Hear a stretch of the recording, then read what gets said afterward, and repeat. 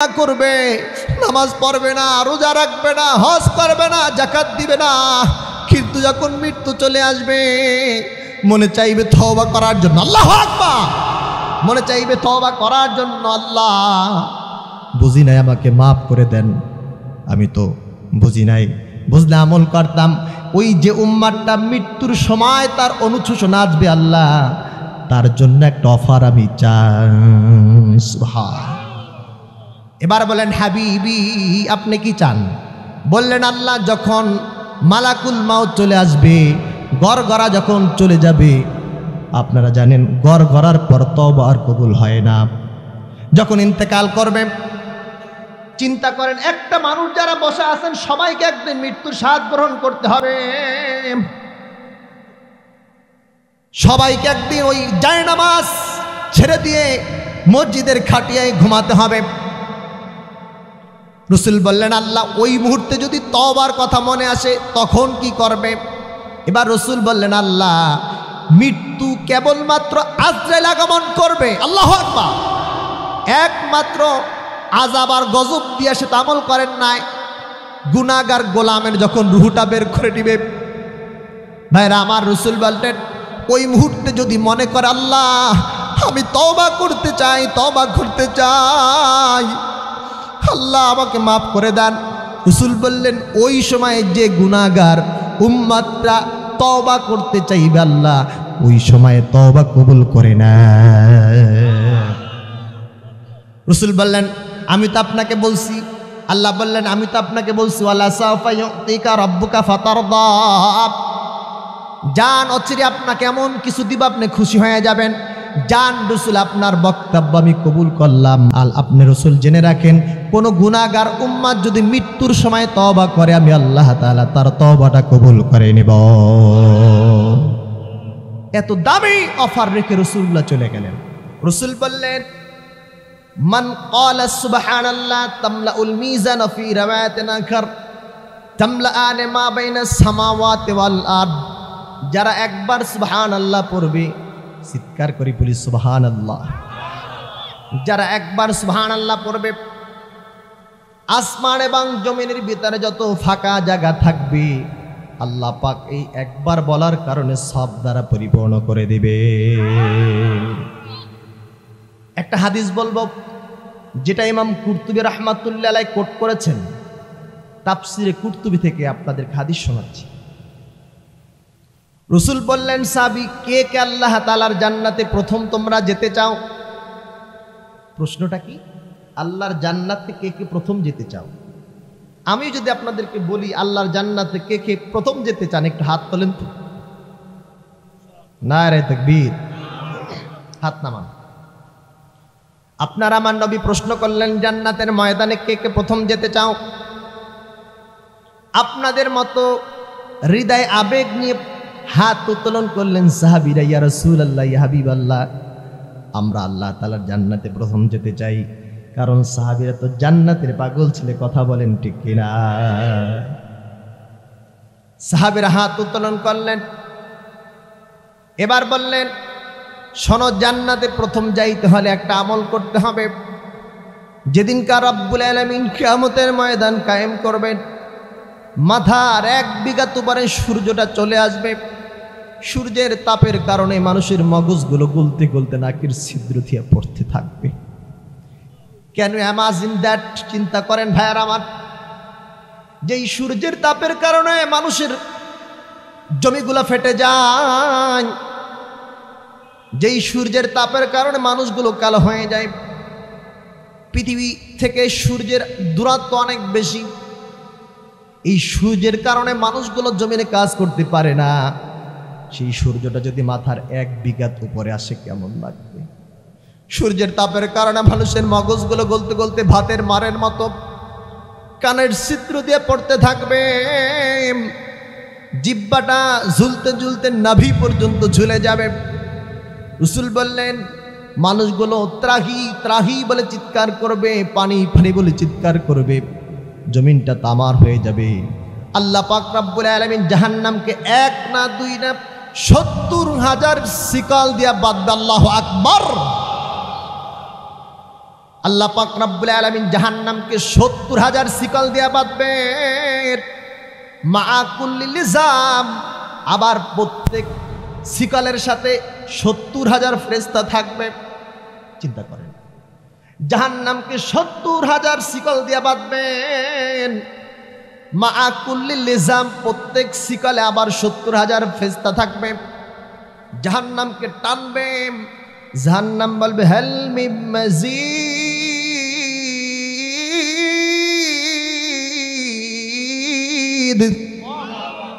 জাহান্নাম বলবে আল্লাহ বাড়ায় দেন, বাড়ায় দেন। যারা জাহান্নামীর আছে তাদেরকে আমাদের দেন, আমি খেয়ে ফেলবো, শেষ করে ফেলবো।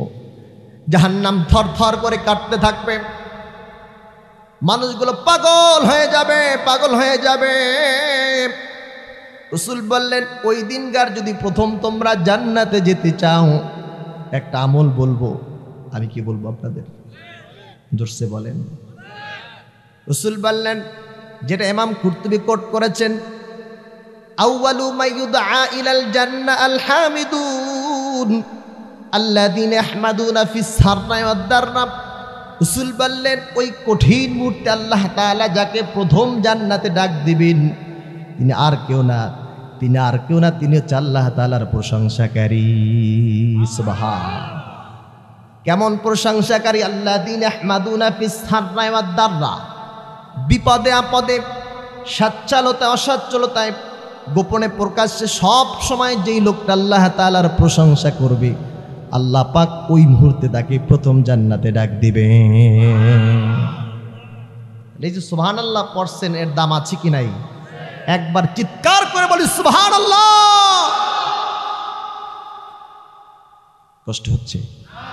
করব, শুরু কিন্তু করি নাই, ফজর পর্যন্ত। ইয়া আল্লাহ, কি বলেন? আল্লাহু আকবার। না, এত কষ্ট দেব না। আমি আর আধা ঘন্টা হয়তো কথা বলবো, 1 ঘন্টা। আচ্ছা দেখি কতক্ষণ আপনাদের ধৈর্য থাকে। আমি আপনাদের সামনে কোরআনের একটি আয়াত তেলাওয়াত করেছি। আল্লাহ পাক বলেন, যারা জানেন তারা আমার সাথে তেলাওয়াত করেন। প্রত্যেকটি হরফের বিনিময়ে আল্লাহ পাক 10টি করে নেকি দান করবেন। আউযু বিল্লাহি মিনাশ শাইতানির রাজীম। বিসমিল্লাহির রাহমানির রাহিম। ইন্নাল্লাহা আশতারা মিনাল মুমিনিনা আনফুসাহুম ওয়া আমওয়ালাহুম বিআন্না লাহুমুল জান্নাহ। সাদাকাল্লাহুল আযীম। আগে অর্থটা বোঝার চেষ্টা করেন। আল্লাহ পাক বলছেন, নিশ্চয়ই আল্লাহ পাক মুমিনদের সাথে আল্লাহ বেচা কিনা করেছেন। সুবহানাল্লাহ পড়বেন না? কথা কিন্তু ছিল সুবহানাল্লাহর ওয়াজ করছি কতক্ষণ। সুবহানাল্লাহ পড়লে আসমান জমিনের ফাঁকা জায়গা সব দ্বারা পূরণ হয়। সুবহানাল্লাহ পড়লে প্রথম জান্নাতে যাওয়া যায়। এরকম চিৎকার করলে 2টা লাভ, শয়তান পালাবে, আর আপনাদের সুবহানাল্লাহর আওয়াজ যতদূর যাবে, আপনাদের তাকবীরের আওয়াজ যতদূর যাবে, শয়তান যাদেরকে বেঁধে রেখেছে তাদেরকে ছেড়ে দিয়ে আপনাদের মাহফিলে পাঠিয়ে দিবে। কথা বলেন ঠিক কিনা? ভাইরা আমার, আল্লাহ পাক বলেন, নিশ্চয়ই আল্লাহ পাক মুমিন বান্দার সাথে বেচা কিনা করেছে। মুমিন বান্দা আল্লাহকে 2টি জিনিস দিবেন, আল্লাহ তাআলা এর বিনিময়ে তাদেরকে জান্নাত দান করবেন। সুবহানাল্লাহ।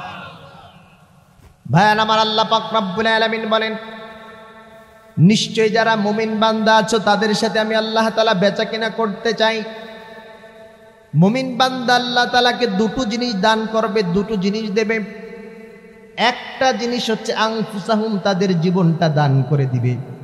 2 নাম্বার, যাদের সম্পত্তি আছে, যাদের অর্থ আছে, ধন আছে, এই ধন দৌলত দেওয়ার মালিক কে? যাদের ধন দৌলত আছে, অর্থ করে আছে, এগুলো আল্লাহ তাআলার রাস্তায় বিধান অনুযায়ী খরচ করবে। তাহলে যারা জীবনকে আল্লাহ তাআলার রাস্তায় কোরবান করবে, অর্থ করি সম্পদগুলোকে বিধান মতো অনুযায়ী ব্যয় করবে, আল্লাহ পাক বলেন বিআন্না লাহুমুল জান্নাহ, আমি আল্লাহ তাআলা তাদেরকে জান্নাত দান করব।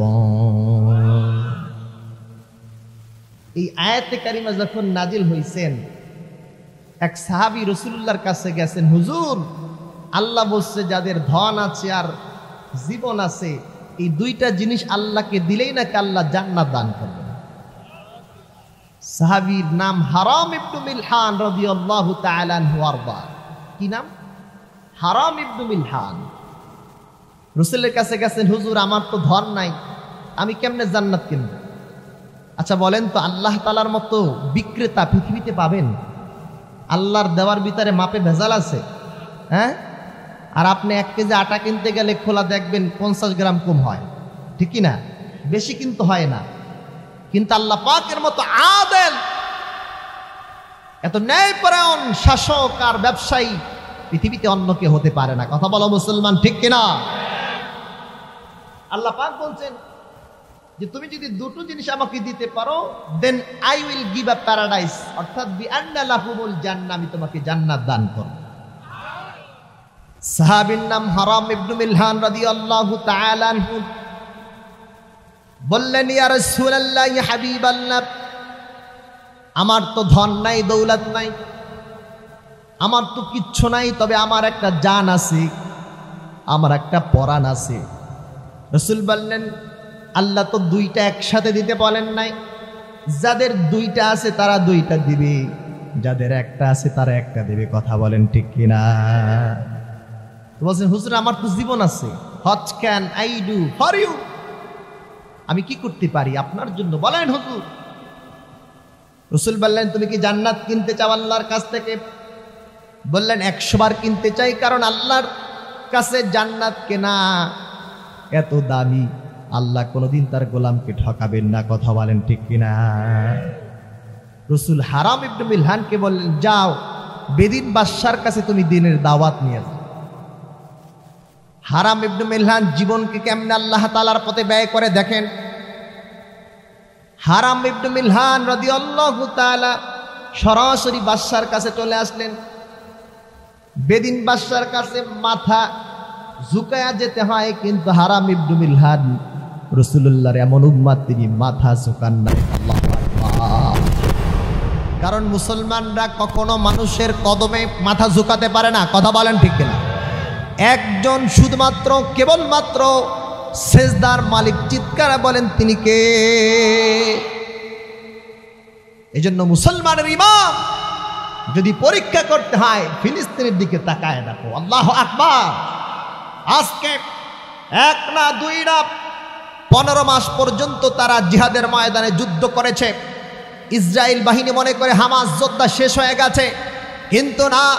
যেদিনকার ইসরায়েল বাহিনী তাদের সাথে শান্তি চুক্তি করেছে, যেদিনকার শান্তি চুক্তিতে রাজি হয়েছে, সেদিনকারে গাজাবাসী এত আনন্দ উৎসাহ প্রকাশ করেছে, সেদিনকার হাজার হাজার হাজার হাজার হামাস যোদ্ধা সেদিনকারে খোলা আকাশের নিচে আবার অস্ত্র তুলে সেদিনকার মিছিল দিয়েছে। কথা বলো মুসলমান, ঠিক কিনা? মুসলমান কোনোদিন দমে যেতে পারে না, মুসলমান মানুষের পায়ে সেজদা দিতে পারে না। পৃথিবীতে মুসলমান একমাত্র শুধুমাত্র আল্লাহ তাআলার জন্য জীবন দেবে। কথা বলো ঠিক কিনা? ভাইয়ের আমার, হারাম ইবনে মিলহান রাদিয়াল্লাহু তাআলা আনহু চলে গেলেন, বললেন, জিতু মিন মুহাম্মদ রাসূলুল্লাহ সাল্লাল্লাহু আলাইহি সাল্লাম, শোনো আমি তো এসেছিলাম তোমাদের জন্য দ্বীনের দাওয়াত নিয়ে, আর আমি এসেছি মুহাম্মদ সাল্লাল্লাহু আলাইহি সাল্লামের পক্ষ থেকে, অতএব তুমি ইসলাম কবুল করো। হারাম ইবনে মিলহান মাথা না ঝুঁকায়া বেদিনের ঘরের ভিতরে ঢুকে গেলেন। মূল ফটকে ঢুকে বললেন, আমি রাসূলুল্লাহর কাছ থেকে এসেছি, শোন ইসলাম কবুল করো আর শান্তি বুকে ধারণ করো। সুবহান। ইসলামের নিচে তো শান্তি, আর অন্য কোনো ধর্মের শান্তি নাই। কথা বলেন ঠিক কিনা? ভাইয়ের আমার কথা বলতে বলতে হারাম ইবনে মিলহান রাদিয়াল্লাহু তাআলার পিছন থেকে বেদিন বাদশা একটা তীর নিক্ষেপ করলো। কি নিক্ষেপ করলেন? একটা তীর নিক্ষেপ করলাম। বানানো কোনো কথা বলছি না, এতে তাফসীর খুলে দেখেন। উমদাতুল কারির ভিতরে এসেছে, সাহাবী হারাম ইবনে মিলহান রাদিয়াল্লাহু তাআলা দ্বীনের কথা বলতে বলতে যখন বাদশার সামনে হাজির হয়েছে, পিছন থেকে একটা তীর হারাম ইবনে মিলহানকে লক্ষ্য করে ছুঁড়ে মারা হয়েছে। ভাইরা আমার, ইসলামটাকে এমনি পান নাই। তীরটা হারাম ইবনে মিলহান রাদিয়াল্লাহু তাআলার পিছন থেকে ঢুকে সামনের দিক থেকে বের হয়ে গেল। আল্লাহু আকবার। হারাম ইবনে মিলহান রাদিয়াল্লাহু তাআলা যখন দেখলেন তীরটা পিছন থেকে ঢুকে সামনের দিক থেকে বের হয়ে গেল, রক্ত ফিনকি দিয়ে রক্ত জোরে জোরে যখন জমিনের ভিতরে পড়তেছিল, আল্লাহর কসম হাদিস সাক্ষী, এক ফোঁটা রক্ত তিনি জমিনে পড়তে দেন না। তিনি সমস্ত রক্তটুকু কোষবদ্ধ করলেন, সমস্ত রক্তটুকু কোষবদ্ধ করলেন। কোষবদ্ধ করে নিজের হাতের উপরে মাখলেন, মাখার পরে তার ফেইজে মাখলেন। আল্লাহু আকবার পড়তে মনে চায় না? তার ফেইজে মাখলেন, মাখার পর বললেন ফুস্তু রাব্বিল কাবা, ফুস্তু রাব্বিল কাবা। কাবার দিকে তাকায় আল্লাহকে বললেন, আল্লাহ ফুস্তু রাব্বিল কাবা, ও কাবার মালিক, তোমার হারাম ইবনে মিলহান সফল হয়ে গেছে। ওই তো জান্নাত কেনার জন্য জীবন কোরবান করে শহীদ হয়ে গেল। হারাম ইবনে মিলহান রাদিয়াল্লাহু তাআলা যখন ইন্তিকাল করলেন, রাসূলের কাছে নিয়ে আসলেন। আসার পর বলতেছে, তোমরা যদি জান্নাতি কোনো সাহাবীর লাশ দেখতে চাও, হারাম ইবনে মিলহানের দিকে তাকায় দেখো। দেখেন, জীবনকে কোরবান করে তিনি জান্নাত কিনেছে। কথা বলেন ঠিক কিনা? এখন আমি জানতে চাই, জান্নাত বেচে কিনা করেছি কার সাথে? মুমিনের সাথে না মুনাফিকের সাথে? জোরে বলেন। আমরাও জান্নাত আল্লাহর কাছ থেকে ক্রয় করতে চাই। কে কে একটু হাত দেখতে চাই? আল্লাহু আকবার। আল্লাহ তাকায় দেখেন, তাকায় দেখেন কতগুলো গোলাম হাত তুলে দিয়েছে। আল্লাহ রব্বুল আলামিন রাত যত গভীর হয় তোমার রহমতের দরজাগুলো খুলতে থাকে। আল্লাহ যে হাতগুলো টান টান করে উঁচু করতেছে, আল্লাহ জান্নাতের জন্য আল্লাহ তোমার ক্যামেরা ফিট করো। মা ইয়ালফিযু মিন কাউলিন ইল্লা লাদাইহি রাকীবুন আতীদ। আল্লাহ তোমার ক্যামেরা দিয়ে তুমি দেখো। আল্লাহ এই ক্যামেরা দিয়ে তুমি কিয়ামতের ময়দানে এই মানুষগুলোকে জান্নাতে ঢুকায় দাও। আল্লাহ তাহলে বলেন, জান্নাত কিনতে হবে মুমিন সেজে না মুনাফিক সেজে? যাদের ধন আছে তাদের ধন দিতে হবে, ঠিক কিনা? আচ্ছা, এখন মুমিন হওয়ার জন্য কিছু শর্ত আছে কি নাই? এই যে মুমিন হবেন, শর্ত আছে না? এখন একটা আয়াত তেলাওয়াত করে আপনাদের সামনে দেখেন। আল্লাহ পাক বলেন, আত-তাইবুনাল আবিদুনাল হামিদুনাস সাইহুনার রাকিউনাস সাজিদুনাল আমিরুন الآمرون بالمعروف والناهون عن المنكر والحافظون لحدود الله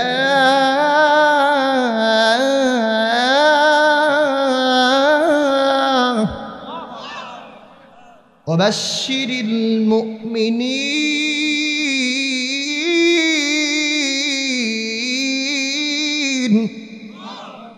ভাইয়ার আমার, প্রথমেই বলছি যারা মুমিন বান্দা হবে তাদের সাথে আল্লাহ জান্নাত বেচা কিনা করবে। সূরাতুত তাওবার 112 নম্বর আয়াত আল্লাহ বলছেন, তুমি যদি মুমিন হতে চাও, এক না দুই না, তোমাকে এই আয়াতে 9টা গুণ অর্জন করতে হবে। তুমি যদি 9টা গুণ অর্জন করতে পারো, আল্লাহ বলছেন অবাশশিরিল মুমিনিন, তুমি মুমিন হয়ে জান্নাতে চলে যাইবা। জোরে বলেন, কয়টা গুণ? আল্লাহ পাক বললেন এই আয়াতের ভিতরে, লম্বা যেহেতু আলোচনা আমি সংক্ষিপ্ত করার জন্য অর্থ করছি না, এক এক করে বলে যাচ্ছি। মুমিন বান্দা হয়ে আল্লাহর সাথে জান্নাত কিনতে গেলে আপনাকে 9টা গুণ লাগবে। কয়টা? ধরছে বলেন। 1 নম্বরে আত-তাইবুন, 1 নম্বরে তওবাকারী হতে হবে। তওবাকারী যদি না হতে পারেন, মুমিন হতে পারবেন না। আমি আপনাদেরকে কিছু নতুন মেসেজ, ইনফরমেশন, তথ্য দিতে চাই। আপনারা শুনতে রাজি আছেন? আচ্ছা দেখেন, আমি জানতে চাই, বলেন তো মুমিনের 1 নাম্বার শর্ত কি? কিরকম তওবা করবেন? আস্তাগফিরুল্লাহ পড়বেন, তওবা হয়ে যাবে? জোরে বলেন। তওবার সংজ্ঞা দিয়েছে মোল্লা আলী ক্বারি রাহিমাহুল বারি শরহ মিশকাতুল মাসাবি, যিনি লিখেছেন। তিনি বলছেন তওবা কাকে বলে, শোনেন আপনার তওবা হয় কিনা মিলান। মোল্লা আলী কারি বলছেন আর রুজুউ আনিল মাসিয়াতি ইলা তাআ আও মিনাল গফলাতে ইলা যিকির। তওবার সংজ্ঞা অন্যায় থেকে আনুগত্যের দিকে ধাবিত হওয়া, গফলাতি থেকে আল্লাহর স্মরণের দিকে দৌড়ানো হচ্ছে তওবা। সুবহানাল্লাহ। তাহলে বলেন তওবা কাকে বলে? অন্যায় থেকে আনুগত্যের দিকে আর গফলাতি থেকে আল্লাহর স্মরণের দিকে যেতে পারলে আপনার তওবা কবুল করবেন কে? এখন তওবা কিরকম করবে আল্লাহ পাক নির্দিষ্ট করে বলে দিয়েছেন। সূরাতুত তাহরিম আয়াত নাম্বার 8 আল্লাহ পাক বলেন ইয়া আইয়ুহাল্লাযীনা আমানু তুবু ইলাল্লাহি তাওবাতান নাসুহা। আল্লাহ পাক বলেন, দেখেন মিলান মিলান মিলান, 40 বছর হায়াত পেয়েছেন, তওবা করলেন, তওবা জানলেন না, তওবা হলো না। কবরে গেলেন, একবারও তওবা কবুল হলো না। তাহলে বলেন 40 বছরের জীবন দিয়া কি হবে? আল্লাহ পাক বললেন, ওহ মাই বিলিভার্স, হে বিশ্বাসী বান্দাগণ, তুবু ইলাল্লাহি তাওবাতান নাসুহা, আল্লাহ তাআলা রাব্বুল আলামিনের কাছে তোমরা বিশুদ্ধ তওবা করো, তওবায়ে নাসুহা করো। সুবহানাল্লাহ। আচ্ছা বলেন তো, মুমিন হতে গেলে তওবা করতে হবে, তওবার নাম কি? তওবায়ে নাসুহা। এখন তওবায়ে নাসুহা কাকে বলে? জোরে বলেন। তওবায়ে নাসুহার সংজ্ঞা দিয়েছে, যেই তথ্যটি আছে তাফসিরে খাযিনের ভিতরে। কিসের ভিতরে? জোরে বলেন। তাফসিরে খাযিন বিশ্ববিখ্যাত একটি তাফসির। এখানে এসছে তওবায়ে নাসুহা কাকে বলে। সুইলা উমারু রাদিয়াল্লাহু তাআলা আনহু আনিন নাসুহা। দ্বিতীয় খলিফা হযরত ওমরকে বলছেন, হুজুর তওবায়ে নাসুহা কাকে বলে আমরা জানতে চাই। দেখেন ১৫০০ বছর আগে তওবা নাসুহা সংজ্ঞা দিয়েছেন। পৃথিবীর মানুষ শোনো, তওবায়ে নাসুহা যদি তোমরা করতে চাও, হিয়া আইয়াতুবা সুম্মা লা ইয়াউদা ইলা দামবে কামা লা ইয়াউদুল লাবানু ইলা দাররি। আল্লাহু আকবার পড়বেন না? কি চমৎকার, কি চমৎকার ডেফিনেশন। তওবায়ে নাসুহা হচ্ছে ওইটা, যেই লোক তওবা করবে, তওবায়ে নাসুহা, সে কেমন তওবা করলো? যেমনি ভাবে গরুর ওলান থেকে দুধ দহন করার পরে আপনি ঢুকাতে পারবেন না, কোনো লোক যদি গুনাহ করার পরে তওবা করে দ্বিতীয়বার, ওরকম সে গুনার কাছে যাবে না। আচ্ছা আপনারা কি গরুর ওলান থেকে দুধ দহন করার পরে 1 ফোঁটা দুধ ঢুকাতে পারবেন? রসুল এই হাদিস বলেছেন। আমেরিকার বিজ্ঞান অবাক হয়েছেন যে রসুলের কথা আমরা মিথ্যা প্রমাণিত করব। দুধ দহন করার পরে আমরা 1 ফোঁটা দুধ হলেও আমরা গরুর ওলানে অথবা বকরির ওলানে ঢুকাবো। আল্লাহর কসম, আজ পর্যন্ত 1 ফোঁটা দুধ তারা গরুর ওলানে দহন করার পর ঢুকাতে পারে না। আল্লাহু আকবার। নাসুহা বান্দা কখনো রকম গুনার কাছে আর যেতে পারবে না। সুন্দর একটা সংজ্ঞা না? জোরে বলেন। এখন ভাইয়ের আমার, তওবায়ে নাসুহা করলেন, ঠিক আছে। এখন কেমনে তওবা করবেন? কাইফা নাতুবু ইলাল্লাহি তাআলা, আল্লাহর কাছে কেমনে তওবা করবেন? আমরা কিরকম তওবা করি বলেন? আস্তাগফিরুল্লাহ, আস্তাগফিরুল্লাহ বলি কিনা? আচ্ছা বলেন আমার সাথে একটু, আস্তাগফিরুল্লাহ। দেখেন আস্তাগফিরুল্লাহ, এই যে অনেকে আস্তাক বলছেন, আজকেই মজলিস থেকে তওবা ঠিক করে নেন। যারা আস্তাগফিরুল্লাহ পড়ছেন তাদের অর্থ কি হয়েছে? আস্তাগফিরুল্লাহ লিখতে কাপ দরকার। এই আস্তাগফিরুল্লাহ অর্থ হচ্ছে, আল্লাহ আমি কাফের হতে চাই, আমাকে কাফের বানান। নাউজুবিল্লাহ করবেন না। সারা জীবন কি করছেন? আল্লাহ আমি কাফের হতে চাই, আমাকে কাফের বানান। আর আস্তাগফিরুল্লাহ গইন, গইন, এটা থ্রোট হলকের শেষ ভাগ হইতে গইন খ উচ্চারিত হয়। সুবহানাল্লাহ। এটাও শুধু না, বরং আপনি যদি গয়ন উচ্চারণ করতে হয়, you have to must be perform more than 5 category. 5টা জিনিস লাগবে। গয়নের ভিতরে আছে জেহের, রাখাওয়া, ইস্তেলা, ইনফিতার, ইসমাত।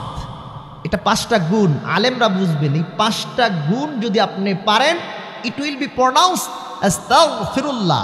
এর অর্থ হবে আল্লাহ আমার গুনাহ মাফের জন্য ক্ষমা চাই। সুবহানাল্লাহ। সারা জীবন তওবা করলেন, আস্তাগফিরুল্লাহ অর্থ হলো আল্লাহ আমি কাফের হতে চাই। এজন্য আমার সাথে একটু পড়েন, আস্তাগফিরুল্লাহ, আস্তাগফিরুল্লাহ। এখন এই যে তওবাটা ঠিক হয়ে গেল, একটা হাদিস শোনাবো। এই হাদিসের তওবাটা যদি শিখেন, হাদিস নাম্বার বুখারীর 6306 নাম্বার হাদিস। কত? 6306 নাম্বার হাদিস। রাসূল বলছেন, যদি গোলাম আল্লাহ তাআলার এই অংশটা সাইয়্যিদুল ইস্তিগফার পরে, আল্লাহুম্মা আনতা রাব্বি লা ইলাহা ইল্লা আনতা খালাকতানি আনা আবদুকা ওয়া আনা আলা আহদিকা ওয়া'দিকা মাস্তাতা'তু ওয়া আউযু বিকা মিন শাররি মা সানা'তু ওয়া আবু'ু লাকা বিনি'মাতিকা আলাইকা ওয়া আবু'ু লাকা বিযামবি ফাগফিরলি ফাইন্নাহু লা ইয়াগফিরুয যুনুবা ইল্লা আনতা। আল্লাহু আকবার। ভাইয়ার আমার, খেয়াল করেন জীবনে কত সময় দিয়েছেন। অফিসে দিয়েছিলেন, আদালতে দিয়েছেন, নিজের ব্যবসার জন্য দিয়েছেন। আল্লাহ রাসূল বলেন, বুখারীর 6306 নাম্বার হাদিসটা যারা মুখস্থ করবে, আর এই তওবা সাইয়্যিদুল ইস্তিগফার যারা করবে, রাসূল বলেন কোন গোলাম যদি রাত্রে পড়তে পারে, রাত্রে যদি মারা যায়, ক্বাবলা আইয়ুসবিহা ফাহুয়া মিন আহলিল জান্নাহ। আল্লাহু আকবার। রাতে পরে যদি রাতেই মারা যায়, ফজরের আজান দেওয়ার আগে আল্লাহ তাআলাকে জান্নাতে পাঠায় দিবে। কোন গোলাম যদি দিনে পড়ে, দিনেই মারা যায়, মাতা ফি ইয়াউমিহি, যদি দিনেই মারা যায়, রাসূল বলেন মাগরিবের আজান হওয়ার সাথে সাথে এই তওবা পড়ার কারণে আল্লাহ তাআলাকে জান্নাত দান করবে। এখন বলবেন হুজুর গুনাহই তো করি না, কিসের তওবা? ঠিক না? পৃথিবী না জানো, আমি তো জানি আমি কি পাপ করেছি। হায়, ঠিক না? পৃথিবী না জানো, আমি তো জানি আমি কি পাপ করেছি। হায়, আমার পাপের করলে বিচার, বাঁচার আমার নাই উপায়। দয়াময় তুমি মাফ করো আমায়, মাফ করো আমায়। পৃথিবী না জানো, আমি তো জানি আমি কি পাপ করেছি। হায়, আমার পাপের করলে বিচার, বাঁচার আমার নাই উপায়। দয়াময় তুমি মাফ করো আমায়, মাফ করো আমায়। বলেন আমিন। আপনি জানেন, কেউ যেটা জানেন অন্তপক্ষে আপনি তো জানেন। যদি তওবা ঠিক মতো করতে পারেন, আশা করা যায় আল্লাহ পাক রব্বুল আলামিন আপনার তওবা কবুল করবে। কথা বলেন ঠিক কিনা? তওবা কেন করব বলেন? রাসূলুল্লাহ কি কি অপরচুনিটি দিয়েছে আপনার জন্য, দেখেন, আপনি অবাক হয়ে যাবেন। খেয়াল আছে তো, রাসূল যখন ইন্তেকাল করবে, আল্লাহ পাক রব্বুল আলামিন রাসূলকে বললেন, রাসূল, পৃথিবীর সব মানুষের চলে যেতে হবে, অথবা আপনিও তো চলে যাবেন, তো আপনার কোনো বক্তব্য আছে কিনা? রাসূল কারীম সাল্লাল্লাহু আলাইহি সাল্লাম বললেন, আল্লাহ, আমি চলে যাব ঠিক আছে, কিন্তু আমি চলে যাওয়ার পরে আমার উম্মতের দায়িত্ব কে নেবে? সুবহানাল্লাহ। ভালো করে শুনুন। বললেন, আল্লাহ, আমি চলে যাওয়ার পর উম্মতের দায়িত্ব কে নেবে? আল্লাহ পাক রব্বুল আলামিন বললেন, জান হাবিব, আপনার উম্মতের দায়িত্ব স্বয়ং আমি আল্লাহ তাআলা নিলাম। বুঝেন, পৃথিবীতে যত অন্যায় রচিত হয়েছে, আদম সফিউল্লাহ থেকে শুরু করে সব নবীর গুনাহ আমার নবীর উম্মতের ভিতরে আছে কি নাই? বরং বেশি আছে, ঠিক কি না? কিন্তু কওমে লুতের এই খারাপ অভ্যাসের কারণে গোটা জমিনকে আল্লাহ ডেড সি বানাই দিছে, ঠিক কি না? ডেড সি, আপনি যদি সেখানে সাঁতার কাটেন আপনি ডুববেন না, আপনি ভাসমান হয়ে যাবেন। আল্লাহ নিদর্শন রেখে দিয়েছেন, বলছেন যুগে যুগে মানুষগুলো অন্যায় করবে, তাদের জন্য আমি নিদর্শন রেখে দিলাম। আল্লাহু আকবার। ভাইয়ের আমার, আপনার আমার নবী যখন চলে যাবেন, প্রশ্ন করলেন আল্লাহ আমি যখন চলে যাব আমার উম্মতের দায়িত্ব কে নিবে? এবার আল্লাহ পাক রব্বুল আলামিন বলেন, জান হাবিব, আপনার উম্মতের দায়িত্ব আমি নিজে নিয়ে নিলাম। আল্লাহ পাক আগেই জানায় দিছে, এই উম্মতের ভিতরে যতক্ষণ নবী থাকবে আল্লাহ তাআলা আযাব দিবেন না। এই উম্মতের ভিতরে যতক্ষণ নবী থাকবে আল্লাহ তাআলা গজব দিবেন না। এটা আল্লাহ তাআলা রাসূলকে জানায় দিছে কোরআনের ভিতরে, নবী জমিনে যতক্ষণ আপনি থাকবেন এই জমিনে আমি আযাব আর গজব নাজিল করব না। সুবহানাল্লাহ পড়বেন না? এই জন্য এত আযাব আর গজব আল্লাহ তাআলা আমাদেরকে দেন না। রাসূল সেই অফারটা গ্রহণ করলেন। এবার বলেন, হাবিবি সবাইকে চলে যেতে হবে, আপনিও তো চলে যাবেন, কোনো বক্তব্য আছে কিনা? বললেন আছে আল্লাহ, আমি এই পৃথিবী থেকে চলে যেতে চাই না, আমি উম্মত নিয়ে জমিনে বাঁচতে চাই। ভাইরা আমার, আল্লাহ পাক রব্বুল আলামিন রাসূলের মনের কথা বুঝে গেলেন। রাসূলের মনের কথা বোঝার পর বললেন, রাসূল আপনি কি জমিনে থাকতে চান? বললেন, হ্যাঁ হ্যাঁ আল্লাহ, আমি জমিন ছাড়া অন্য কোথাও যাব না। একদল উম্মত আগমন করবে, আমার নাম শুনবে, চোখের পানি ফেলে কাঁদবে, কিন্তু আমাকে পাবে না। রওজায় যাওয়ার পর যদি সালাম দেয়, আসসালাতু ওয়াসসালামু আলাইকা ইয়া রাসূলুল্লাহ, আসসালাতু ওয়াসসালামু আলাইকা ইয়া হাবিবাল্লাহ, যদি সালাম দান করে রাসূল বলেন সে কেমন জানি আমার জীবিত অবস্থায় জিয়ারত করলো। আল্লাহ এই জন্য আমি আপনার অফারটা গ্রহণ করলাম না। আমি তো চাইলে আসমানে যেতে পারি, আপনি আমাকেও নিতে পারেন ঈসা রুহুল্লাহর মতো, ঠিক কিনা? ইদ্রিস নবীর কবর পৃথিবীতে কোথাও পাওয়া যায় না। জান্নাত দেখতে যাওয়ার পর আল্লাহ তাআলা চতুর্থ আসমানে তার জান কবজ করে ফেলছেন। আল্লাহু আকবার পড়বেন না? তো চাইলে তো রাসূলুল্লাহ আসমানে চলে যেতে পারতেন। এবার রাসূল বললেন, আল্লাহ আমি পৃথিবী থেকে চলে যেতে চাই না, আমি পৃথিবীর ভিতরে উম্মত নিয়ে বাঁচতে চাই। এবার আল্লাহ পাক রব্বুল আলামিনের কাছে বললেন, আল্লাহ যাওয়ার আগে একটা কথা আমি পাশ করাতে চাই। সুবহানাল্লাহ। বললেন, আল্লাহ আমার গুনাহগার উম্মত সকালে গুনাহ করবে, বিকালে ভুলে যাবে, বিকালে তওবা করে আবার পরদিন সকালে গুনাহ করে ফেলবে। আল্লাহ আপনি কাহার, আপনি যদি আযাব আর গজব নাজিল করেন উম্মত তো ধ্বংস হয়ে যাবে। বলেন আল্লাহ আমার উম্মতের জন্য কোনো অফার আছে কিনা? বললেন, যাও নবী আপনার জন্য অফার দিয়ে দিলাম, যদি আপনার উম্মত মৃত্যুর 1 বছর আগে তওবা করেন আমি আল্লাহ কবুল করে নিব। সুবহান। এবার রাসূল চোখের পানি ছেড়ে বলেন, ইয়া রাব্বাল আলামিন 1 বছর আগে তওবা করলে এটা আবার ধরে রাখতে পারবে না, কারণ সকালে গুনাহ করি, তওবা করি, বিকেলে আবার গুনাহ করি, ঠিক কি না? এই জন্য 1 বছর আগে গুনাহ করলে উম্মত ভুলে যাবে, উম্মত তো ভুলে গেলে আবার আপনি আযাব আর গজব দিবেন। আল্লাহ 1 বছর আগে তওবা করে তওবা ধরে রাখতে পারবে না। আল্লাহ পাক বললেন, ঠিক আছে 6 মাস আগে, বললে এটাও তো পারবে না। বললেন 1 মাস আগে, বললেন এটাও পারবে না।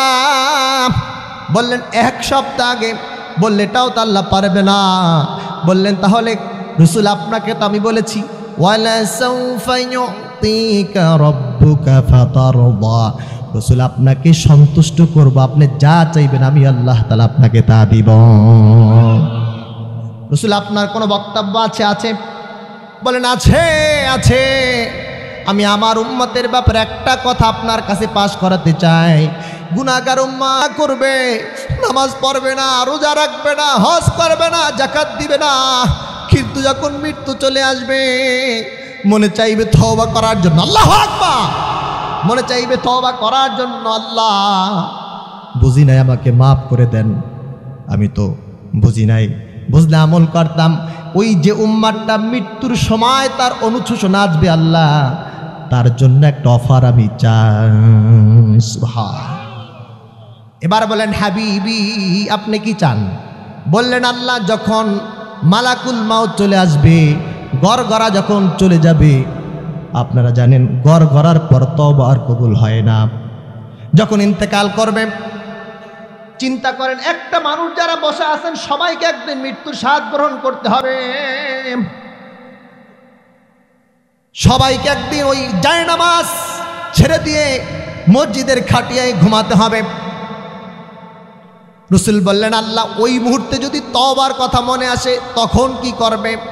এবার রাসূল বললেন আল্লাহ মৃত্যু কেবলমাত্র আজরাইল আগমন করবে, আল্লাহু আকবার, একমাত্র আযাব আর গজব দিয়ে সে আমল করেন নাই, গুনাহগার গোলামের যখন রুহটা বের করে দিবে, ভাইরা আমার, রাসূল বললেন ওই মুহূর্তে যদি মনে করে আল্লাহ আমি তওবা করতে চাই, তওবা করতে চাই, আল্লাহ আমাকে মাফ করে দেন, রাসূল বললেন ওই সময় যে গুনাহগার উম্মতরা তওবা করতে চাইবে আল্লাহ ওই সময় তওবা কবুল করে না।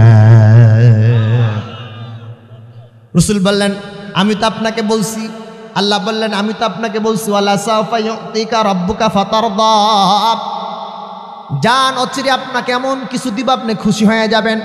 জান রাসূল আপনার বক্তব্য আমি কবুল করলাম।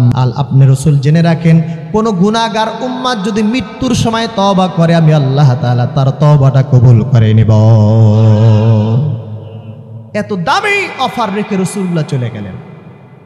কষ্ট হচ্ছে ভাইয়ের আমার। এবার রাসূলুল্লাহ চলে যাবেন, আল্লাহ পাক বললেন জিবরিল যাও, রাসূল তো আমার কাছে আসতে চায় না, রাসূল জমিনে থাকতে চায়।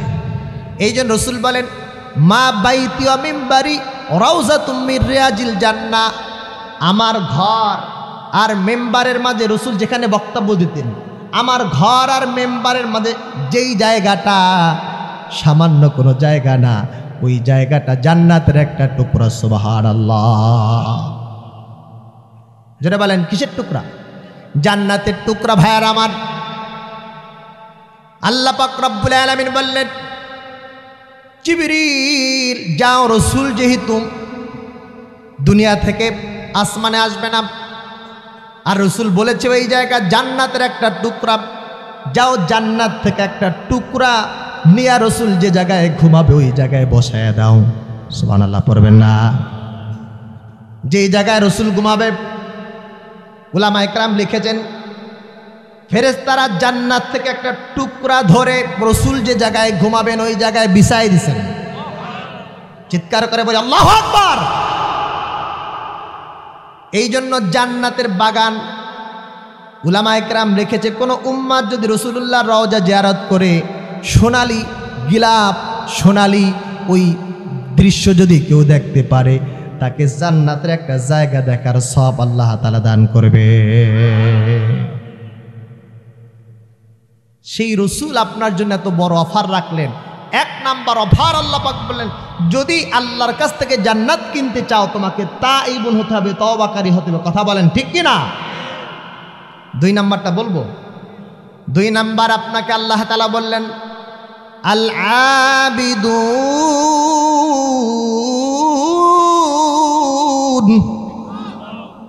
আল্লাহ তাআলার ইবাদতকারী বান্দা হতে হবে। এখন বলবে হুজুর আমি তো নামাজ পড়ি, আমি রোজা রাখি, হজ করি, কিন্তু ইবাদত কাকে বলে জানেন? জানেন? ইবাদত ব্যক্তির নাম হচ্ছে, ইবাদত করেনওয়ালা ব্যক্তির নাম আব্দুল্লাহ। কি জোরে বলেন? আব্দুল্লাহর মনে কখনো অহংকার হতে পারে না। আব্দুল্লাহ কখনো অহংকার নিয়ে জমিনে চলতে পারে না। এই জন্য এক নাম্বার শর্ত ইবাদতকারীর অন্তরে কোনো অহংকার থাকবে না, ঠিক কিনা?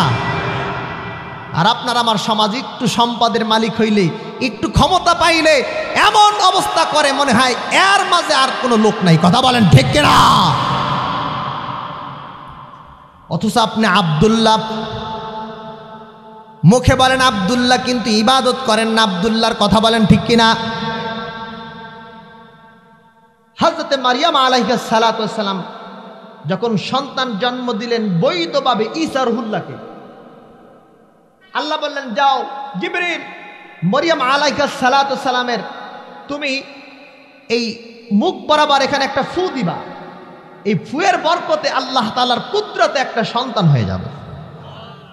বলেন তো বাবা ছাড়া সন্তান পৃথিবীতে পাঠাতে পারেন বৈধ পন্থায় একজন, তিনি কে? হযরতে মারিয়াম আলাইহিস সালাতু ওয়াস সালাম যখন সন্তান জন্ম দিলেন, সন্তানের নাম হলো ঈসা রুহুল্লাহ। সন্তান দোলনায় ঘুমাচ্ছে, সুবহানাল্লাহ পড়বেন না? দোলনায় যেই ঘুমাচ্ছে তখন আশপাশের মানুষগুলো বলছে, হ্যাঁ মারিয়াম তোমার মতো নিকৃষ্ট মহিলা তো দুনিয়ায় দেখলাম না, তোমার মা কত ভালো, তোমার বাবা কত ভালো, কিন্তু তুমি জেনা কেন করলা? নাউজুবিল্লাহ পড়বেন না? কেউ যেটা বোঝে না বোঝে কে? কেউ যেটা জানে না জানে কে? সব কিছুর ক্ষমতা কার? ছোট সন্তান তাফসীরে লেখছে, এক না দুই না তিনটা সন্তান যাদের কথা বলার মতো কোনো সময় ছিল না, কিন্তু আল্লাহ তাআলা তাদের জবান থেকে কথা বের করেছেন।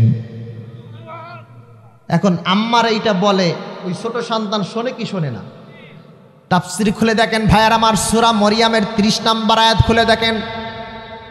সেদিনকার বললেন ঈসা রুহুল্লাহর জবান থেকে আওয়াজ বের হলে আসলো, ক্বালা ইন্নী আবদুল্লাহ আতানিয়াল কিতাবা ওয়া জাআলানি নাবিয়্যা।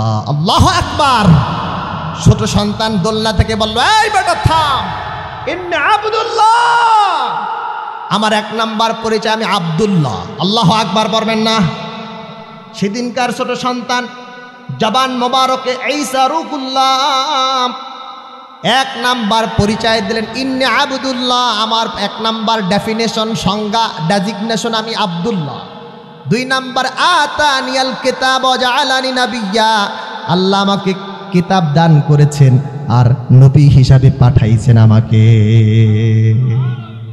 ছোট্ট সন্তান, ঠিক কি না ভাইয়ের আমার? ছোট্ট সন্তান ঈসা রুহুল্লাহ আব্দুল্লাহ বলতেন। পৃথিবীর সমস্ত নবীরা বলতেন আব্দুল্লাহ, আর আপনার আমার নবী বলতেন আনা আব্দুল্লাহ। এর চেয়ে বড় কোনো কথা আমি বলতে পারি না, কথা বলেন ঠিক কিনা? আর আপনার আমার সমাজের মেম্বার, এমপি, মন্ত্রী, তাদের নাম যদি পোস্টার একটু নিচে পড়ে, বলছে কেন এই মাহফিল করা যাবে না, ঠিক কিনা? আছে কিনা? 13 তারিখ প্রোগ্রাম ছিল আমার মাওয়া, তো 12 তারিখ বরিশাল প্রোগ্রাম করে আমি মাওয়াতে আসব। মাওয়া আমি একদিন আগে চিন্তা করেন আমাকে ফোন দিছি, হুজুর মাহফিল বন্ধ। কথা বলেন, কি শিখলেন 15 বছর থেকে? আল্লাহর কসম, দেমাগকারী অহংকারকারী জমিনে কিন্তু থাকতে পারে না, কথা বলো ঠিক কিনা? ফেরাউন থাকতে পারে নাই, নমরুদ থাকতে পারে নাই, কারুন থাকতে পারে নাই।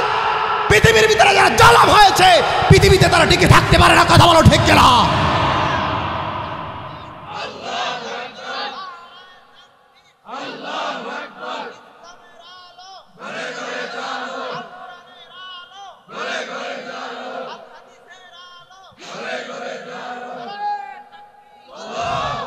কষ্ট পাচ্ছেন? মনের কষ্ট থেকে বলছি, খুব কষ্ট।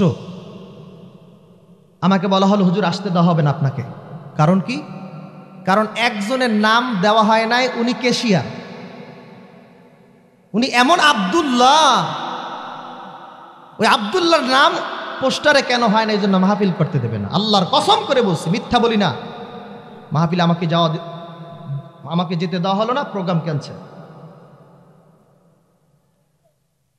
তো বলেন এই আব্দুল্লাহ দিয়ে কি হবে? ইবাদত করার নাম মুসলমান না,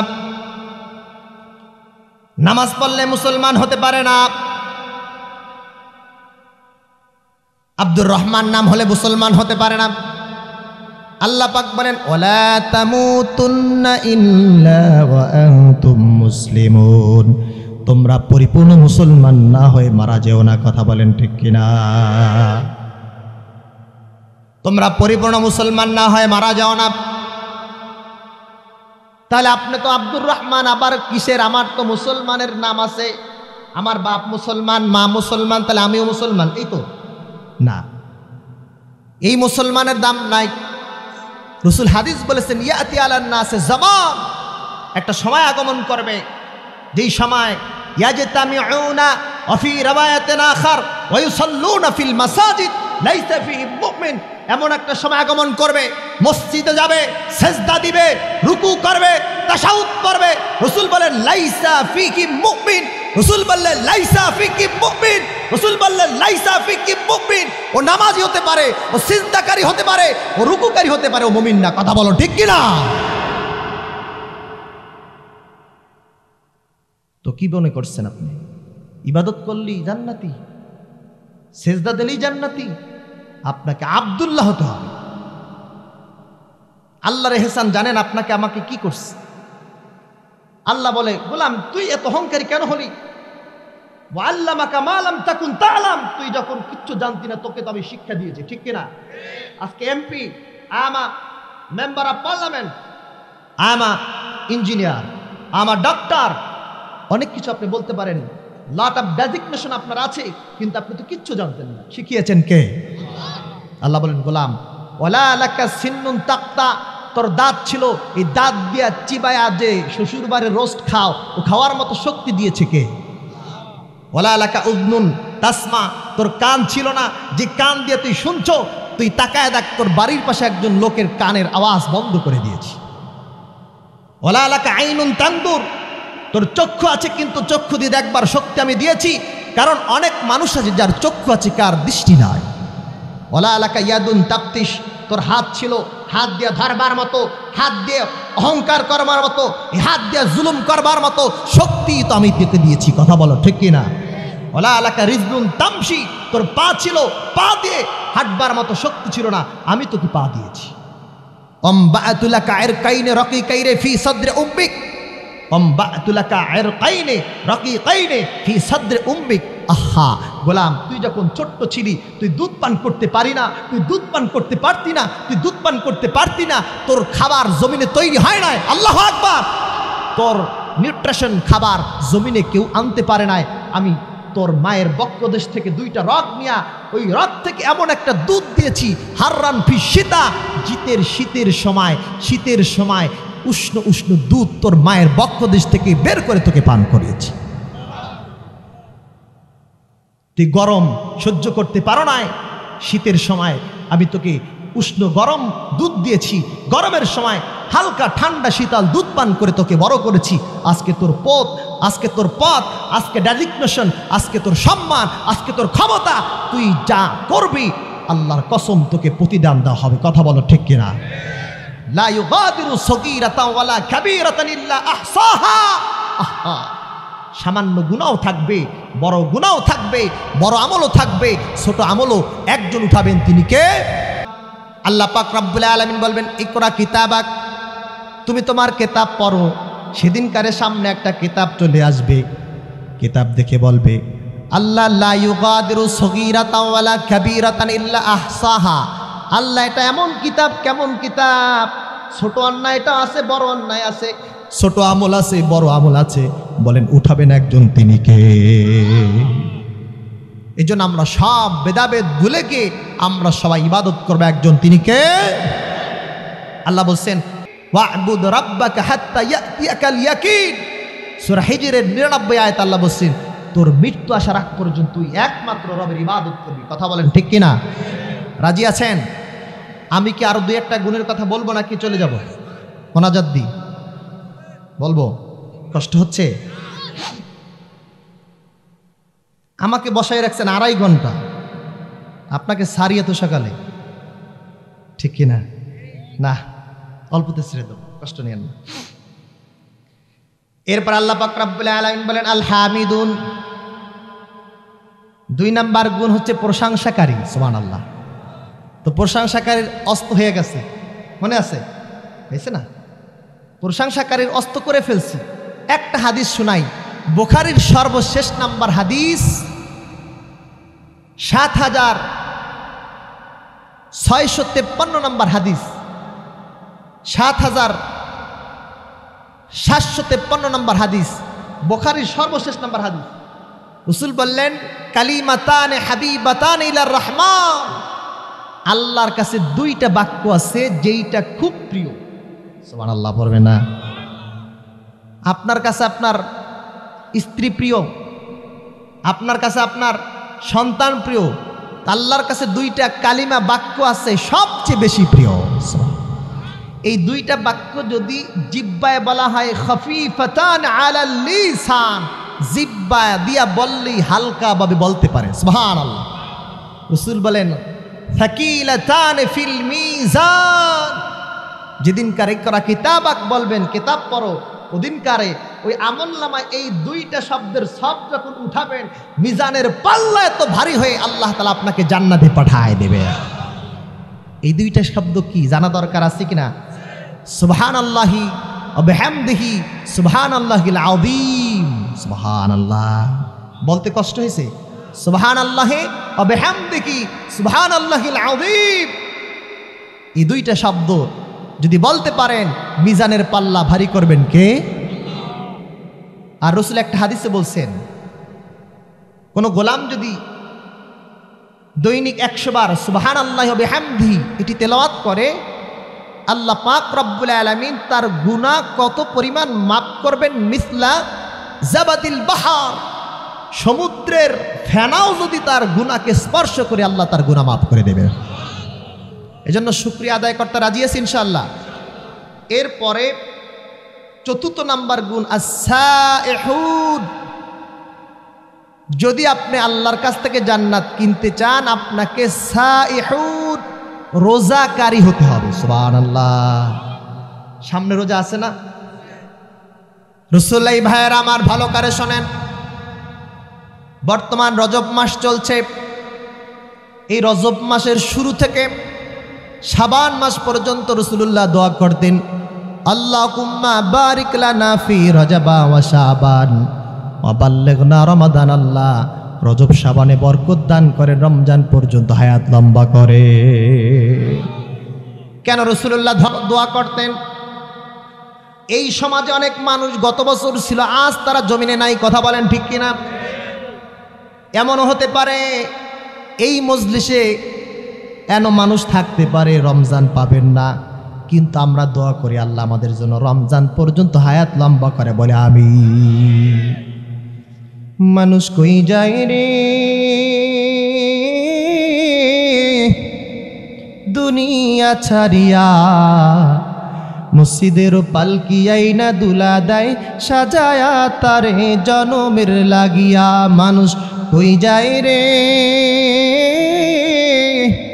জনমের, জীবনে গুনাহ করেছি, এমন কোন গুনাহ নাই যে করি নাই। আল্লাহ তবু তোমার কাছে ক্ষমা চাই, ক্ষমা চাই।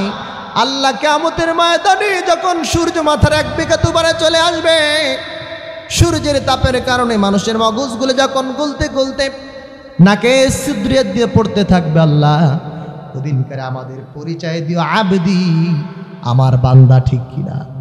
আমরা একটা পরিচয় চাই, আল্লাহর জবান থেকে আমাদের বলবে আবদি। কথা বলেন ঠিক কিনা? আর কিচ্ছু লাগবে না। then you will be successful person in your village, in your country, in the world. কথা বলেন ঠিক কিনা? আল্লাহ তো আপনার, দুনিয়া সব আপনার, ঠিক কিনা? এজন্য আমাদের দরকার আছে কি নাই? তো রোজা রাখবো আমরা, রাজি আছি ইনশাল্লাহ। আবার দেখেন রমজানে আবার পর্দার আয়াত নাজিল হয়, ঠিক কিনা? যেই ভাতের হোটেলে জীবনে পর্দা দেয় না, সেই হোটেলে পর্দা নামে পর্দা, আর ভিতরে বসে খাবার খায়। আহা, একটা রমজানের রোজা যদি আপনি ইচ্ছাকৃত ভাঙেন, যুবক ভালো করে শোনো, একটা রমজানের রোজা যদি তুমি ইচ্ছাকৃত ভাঙো, কেমন ইচ্ছাকৃত? সামান্য অফিস আদালতে রমজানের রোজা ভাঙা যায় না। যদি শরীয়ত সম্মত বিধানের কারণে রোজা ভাঙো, সেটা ভিন্ন জিনিস। ইচ্ছাকৃত যদি একটা রোজা ভাঙো, ধারাবাহিক তোমাকে 60টি রোজা রাখতে হবে। কয়টা? একটা বাজলে জরিমানা 60টা। ওই 60টা যদি তুমি রাখতে যায়া 59টা যদি ভেঙে ফেলো, 59 নাম্বার রোজা যদি ভেঙে ফেলো, আবার তোমাকে 60টা রোজা রাখতে হবে। তুমি যদি রমজান মাসে একটা রোজা রাখো, বাকি মাস যদি রোজা রাখতেই থাকো, রমজানের এক রোজার সব অন্য মাসে হবে না। কথা বলো ঠিক কিনা? এই জন্য যে সমাজে হোটেলগুলো খোলা থাকবে, আপনারা তাদের বলবেন যে হ্যাঁ এই কাজ করো না, 11 মাস ব্যবসা করো, রমজানে কি আর ব্যবসা তোমার? আল্লাহর মেহমানকে তুমি দুপুরে খাওয়াচ্ছ, কিয়ামতের ময়দানে তোমাকে কিন্তু ধরবে। কথা বলো ঠিক কিনা? ভাইরা আমার, লম্বা সময় হয়ে যাচ্ছে, শেষ করে দিচ্ছি। রাকিউন সাজিদুন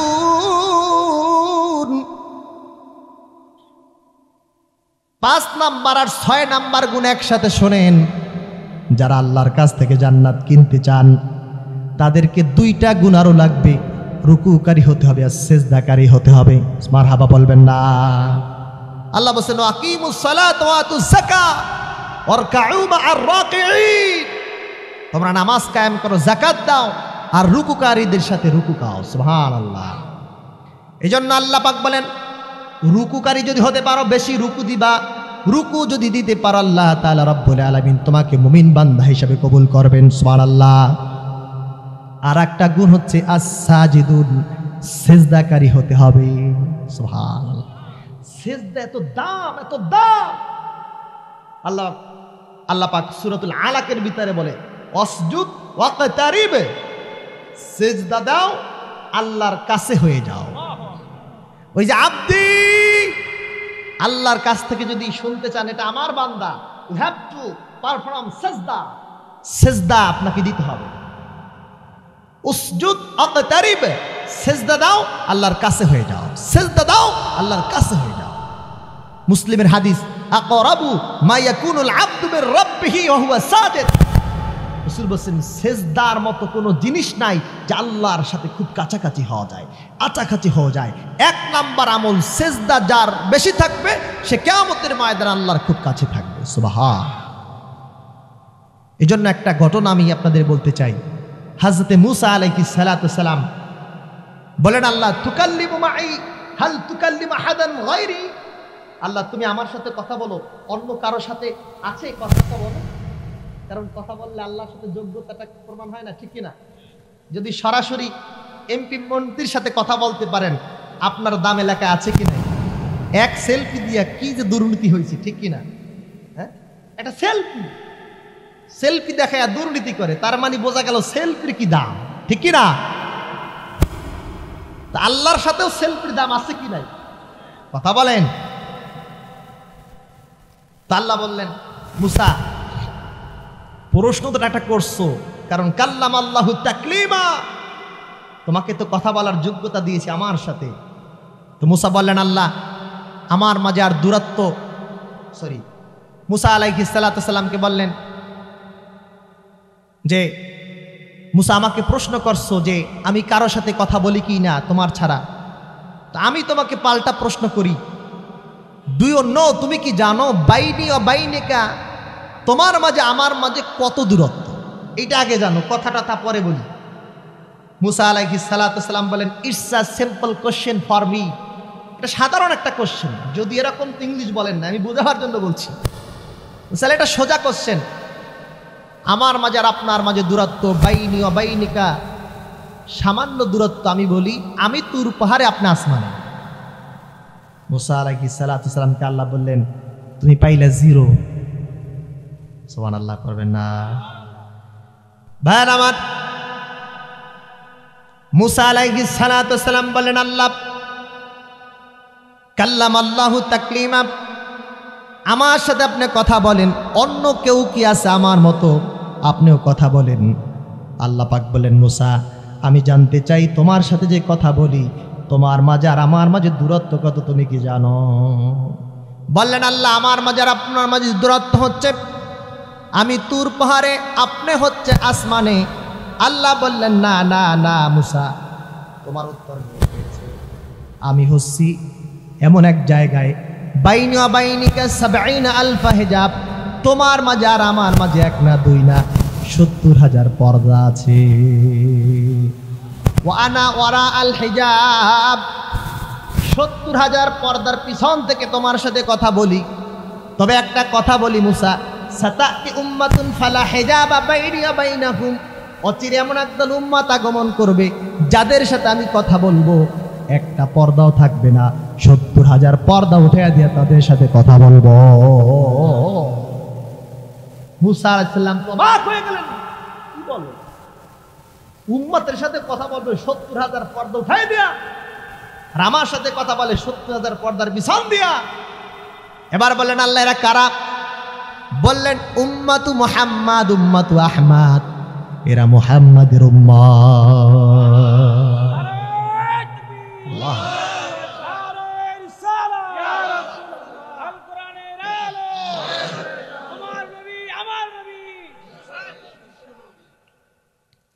বললেন একটা উম্মাল আসতেছে আসতেছে আসতেছে মুসা, সাতাতি অচিরে আসবে, তখন আসিনি আমরা, তাদের সাথে কথা বলবো, 70,000 পর্দা উঠায়া দেয়া।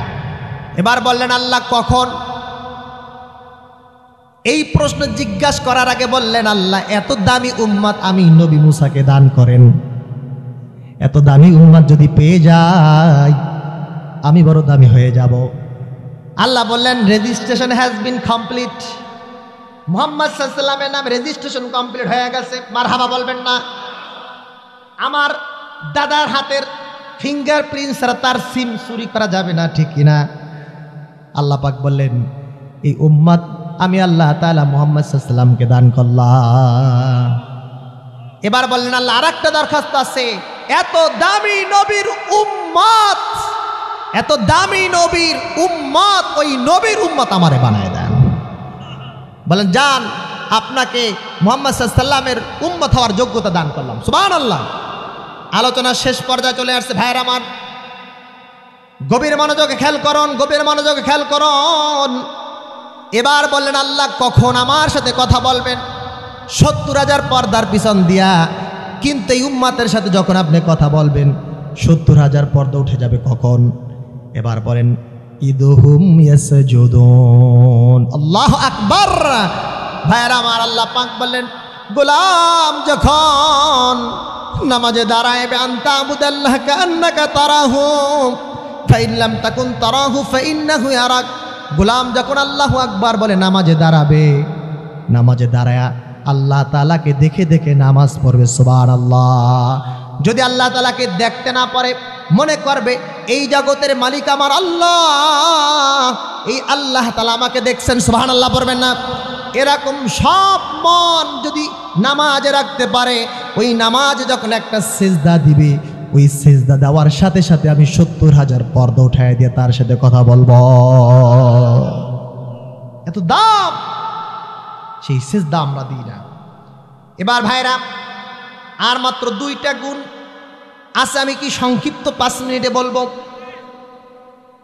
আর একটা গুণ আল আমিরুনা বিল মা'রুফ, সৎ কাজে আদেশ দিতে হবে।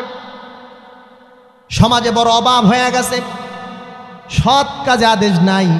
সন্তান 12টা 1টা পর্যন্ত মোবাইল দেখে, খারাপ নেকেট দেখে, খারাপ ছবি দেখে, পর্দা করে না, ফ্রি মিক্সিং করে।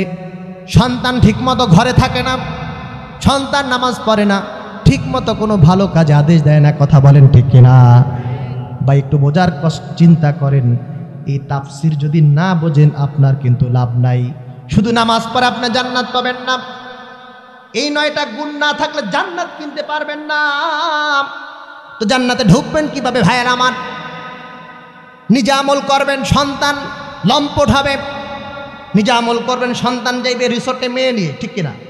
দেখেন না সিলেটে ওদিনকার প্রোগ্রাম ছিল, এর কয়েকদিন পরে রসুলগঞ্জ আমি গিয়েছি, ঠিক কাজ করেছে।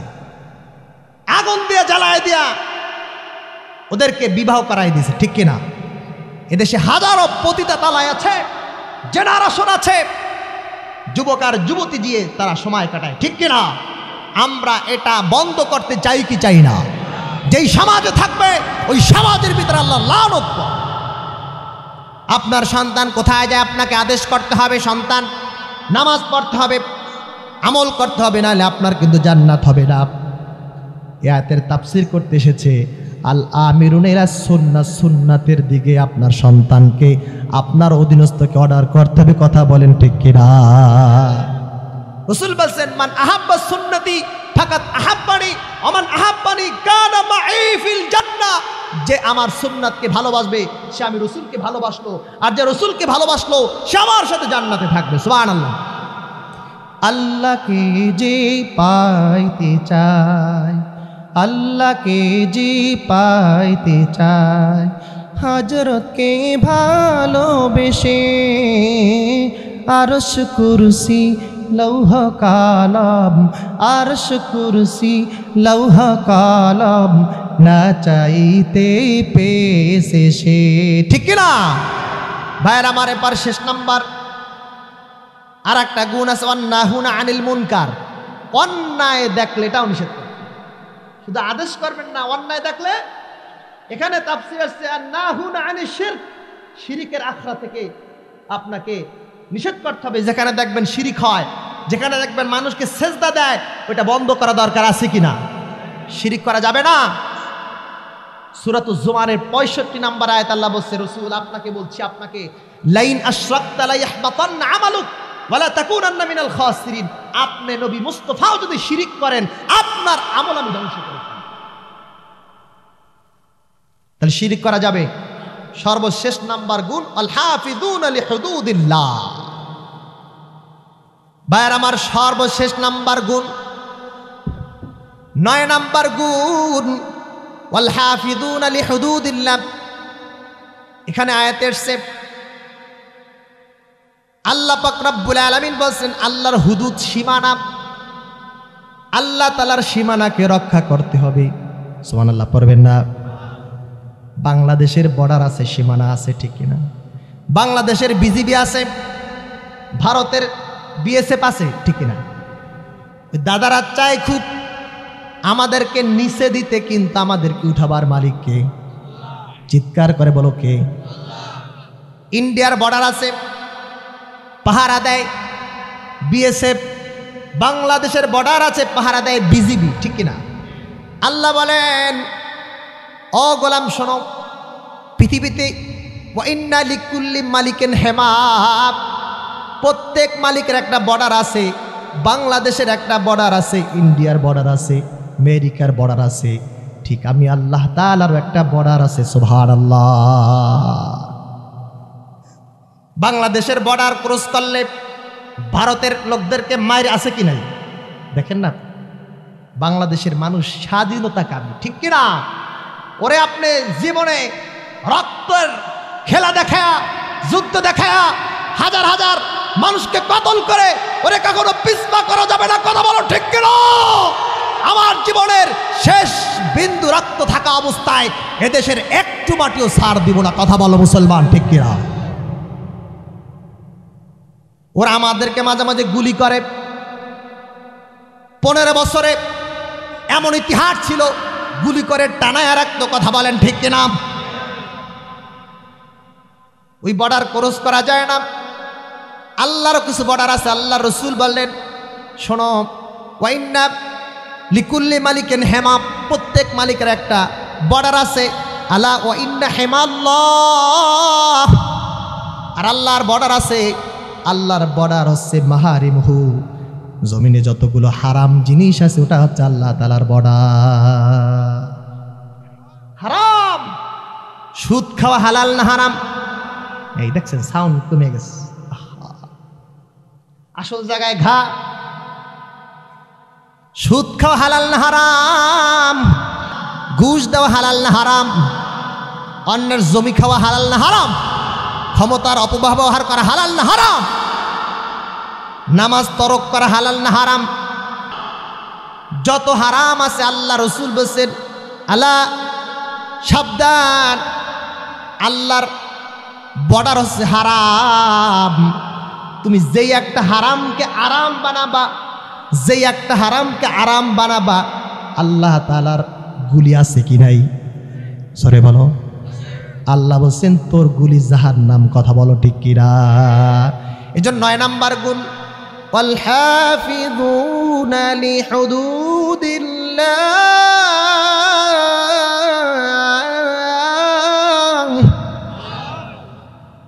9 নাম্বার গুণ আল্লাহর বর্ডার যতগুলো আছে ভাইরা এত সুন্দর কথা যদি না বোঝেন করার কিছু নাই যদি মনে করেন নামাজ পড়লাম আর সুদও খাইলাম নামাজ পড়লাম ক্ষমতার অপব্যবহার করলাম নামাজ পড়লাম ঘুষও দিলাম গ্রহণ করলাম আর জান্নাত চাই না এই 9টা গুণ থাকলে আল্লাহ বলছেন অবাশশিরিল মুমিনিন ওরে মুমিন বলে সুসংবাদ দাও জান্নাতে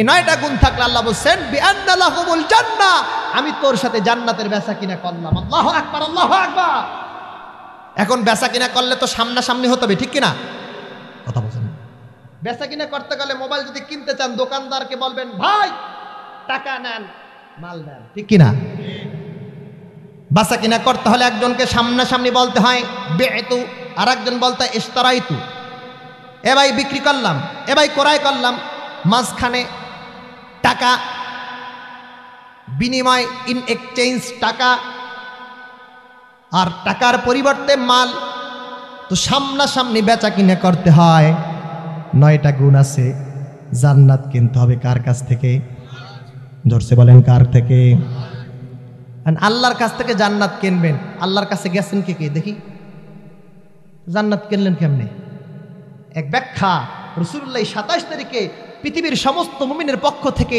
আল্লাহর কাছ থেকে জান্নাত দেখে জান্নাত কিনে নিয়ে আসছে সুবহানাল্লাহ সেই জান্নাত আমরা কিনতে চাই কি চাই না চাই কি চাই না